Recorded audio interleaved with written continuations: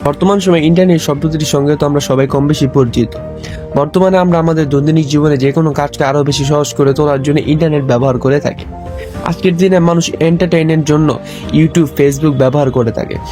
মানুষ ইন্টারনেট ব্যবহার করে একে অপরকে যে কোনো প্রয়োজনে বার্তা পাঠাচ্ছে। মানুষ তার যে কোনো প্রশ্নের উত্তর ইন্টারনেট থেকে খুঁজে বের করছে। এই ইন্টারনেট আমাদেরকে পৃথিবীর এক প্রান্ত থেকে অন্য প্রান্তের সঙ্গে সংযুক্ত করছে। কিন্তু বন্ধুরা, এখন প্রশ্ন হচ্ছে এই ইন্টারনেট আসলে আসে কোথা থেকে? মোবাইল ফোনে ওয়াইফাই ডাটা দেখা যায় ঠিকই, কিন্তু সেই সিগন্যালের উৎস কোথায়? বন্ধুরা, আজকে আমরা জানবো সমুদ্রের নিচে এবং মহাকাশে এবং চারপাশে গড়ে ওঠা এক বিশাল অদৃশ্য জগৎ ইন্টারনেটের সম্পর্কে। তাহলে চলুন ভিডিওটি শুরু করা যাক।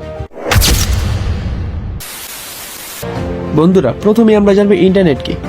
বন্ধুরা, ইন্টারনেট হচ্ছে পৃথিবীর মধ্যে সবচেয়ে বড় যোগাযোগের নেটওয়ার্ক, যেখানে crore crore computer, phone, server, device একে অপরের সাথে সংযুক্ত থাকে। সহজে বলে ইন্টারনেট হচ্ছে এমন একটা পথ যার মাধ্যমে আমরা পৃথিবীর এক প্রান্ত থেকে অন্য প্রান্তে খুব সহজে ঘরে বসে থেকে যোগাযোগ বা সংযুক্ত হতে পারি। বন্ধুরা, ইন্টারনেট শব্দটি এসেছে দুটি ইংরেজি শব্দ ইন্টার ও নেটওয়ার্ক থেকে। বন্ধুরা, ইন্টার শব্দটির অর্থ হচ্ছে মধ্যে বা একটির সঙ্গে আরেকটি যুক্ত। ইন্টারনেটের শুরু হয়েছিল প্রায় আজ থেকে 60 বছর আগে, 1969 সালে। তখন মার্কিন যুক্তরাষ্ট্রের প্রতিরক্ষা দপ্তর একটি প্রকল্প চালু করেন যার নাম ছিল আরপানেট। এই আরপানেটের উদ্দেশ্য ছিল যুদ্ধের সময় যদি যোগাযোগ বিচ্ছিন্ন হয়ে যায় তবুও যেন এক কম্পিউটার থেকে আরেক কম্পিউটার বার্তা পাঠানো যায়। এই মাধ্যমটি ব্যবহার করে প্রথম সফল মেসেজটি পাঠানো হয়েছিল ক্যালিফোর্নিয়া বিশ্ববিদ্যালয় থেকে স্ট্যানফোর্ডে। সেটাই ছিল মানব ইতিহাসের প্রথম ইন্টারনেট মেসেজ। বন্ধুরা, এখন আমরা আসি কিভাবে একটি তথ্য এক জায়গা থেকে অন্য জায়গায় পৌঁছায়। বন্ধুরা, ইন্টারনেট আসলে একটি ডেটা পরিবহন ব্যবস্থা। যেমন রাস্তা দিয়ে গাড়ি যায়, তেমনি ডেটা প্যাকেট চলে যায় এক ডিভাইস থেকে অন্য ডিভাইস সার্ভার ও ফাইবার কেবলের মাধ্যমে। এই প্যাকেটগুলো একসাথে কাজ করে তৈরি করে যোগাযোগের জাল, যেটাকে আমরা বলি নেটওয়ার্ক। যখন হাজার হাজার নেটওয়ার্ক একে অপরের সাথে সংযুক্ত হয় তখন তৈরি হয় ইন্টারনেট।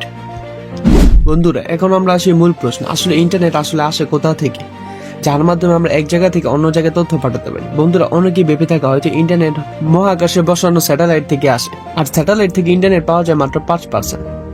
কিন্তু এখন প্রশ্ন হচ্ছে, তাহলে বাকি 95% ইন্টারনেট তাহলে আসে কোথা থেকে? বন্ধুরা, সত্য আর অবাক করার মতো, পৃথিবীর প্রায় 95% ইন্টারনেটই যায় ট্রাফিক, সমুদ্রের নিচ দিয়ে টানা অপটিক্যাল ফাইবারের কেবল দিয়ে। এই কেবল পুরো মহাসাগরের নিচে হাজার হাজার কিলোমিটার লম্বা পথ ধরে যুক্ত করছে দেশ, মহাদেশ, শহর আর মানুষের মন। উদাহরণস্বরূপ, আমেরিকা থেকে ইউরোপ বা ভারত থেকে সিঙ্গাপুর পর্যন্ত ইন্টারনেট যায় এই পাতলা তারের ভিতর দিয়ে। সেগুলোর ভিতর দিয়ে আলোর গতিতে তথ্য চলাচল করে। প্রতি সেকেন্ডে এই কেবল দিয়ে ট্রিলিয়ন বিট ডেটা চলাচল করে, যেন পৃথিবীর হৃৎপিণ্ডের রক্তের মতো। মূলত বন্ধুরা, ইন্টারনেটের সবচেয়ে বড় অংশ এসে থাকে সমুদ্রের নিচ থেকে, কিন্তু অবশ্যই স্যাটেলাইটেও ইন্টারনেটের একটি অংশ। বন্ধুরা, বিশেষ করে যেসব জায়গায় কেবল পৌঁছানো, যেমন পাহাড়, মরুভূমি বা সমুদ্রের একদম মাঝখানে, সেখানে স্যাটেলাইট ইন্টারনেট কাজ করে। মূলত এইভাবে স্পেস এক্স এর স্টারলিংক এখন পুরো পৃথিবীতে এই সেবা দিচ্ছে। আর শহর অঞ্চলে ওয়াইফাই, 4G, 5G এগুলো মূলত কেবল নেটওয়ার্কের শেষ ধাপ। এই ওয়াইফাই ও 5G নেটওয়ার্কের টাওয়ারগুলি ফাইবার কেবলের সাথে সংযুক্ত থেকে আমাদের মোবাইলের নেটওয়ার্ক সিগন্যাল পাঠায়। এই মোবাইল ডেটা মানে আকাশ থেকে আসা ইন্টারনেট নয়, বরং সেটা আসে মাটির নিচের ফাইবার নেটওয়ার্ক থেকে। বন্ধুরা, ইন্টারনেট শুধু কেবল আর সিগন্যাল নয়, এর প্রাণ হলো সার্ভার। প্রতিটি ওয়েবসাইট, ইউটিউব ভিডিও বা সোশ্যাল মিডিয়া পোস্ট এগুলি সব সংরক্ষিত থাকে কোনো এক ডেটা সেন্টারে। এই সার্ভারগুলো 24 ঘন্টা চালু থাকে বিশাল বিদ্যুৎ কুলিং সিস্টেম এর মাধ্যমে। গুগল, অ্যামাজন, মেটা এদের কাছে রয়েছে পৃথিবীর সবচেয়ে বড় সার্ভার ফার্ম। আমরা যাকে ক্লাউড বলি, সেটা আসলে এই সার্ভারগুলোর নেটওয়ার্কই।